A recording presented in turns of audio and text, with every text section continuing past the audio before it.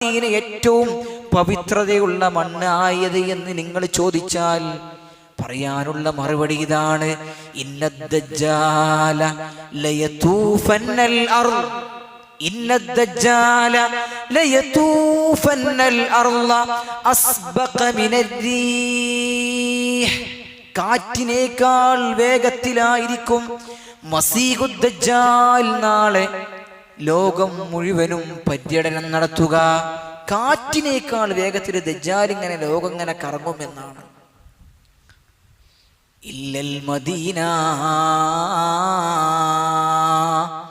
പക്ഷേ ആ ദജ്ജാലിന് എൻ്റെ മദീനയിലേക്ക് കടക്കാൻ കഴിയില്ലെന്ന് മുഹമ്മദുർ റസൂലുള്ളാഹി സ്വല്ലല്ലാഹു അലൈഹി വസല്ലം. എൻ്റെ മദീനയിലേക്ക് അവനിക്ക് നോ എൻട്രിയാണ്, അവനിക്ക് പ്രവേശനമില്ല. എന്താ കാരണം?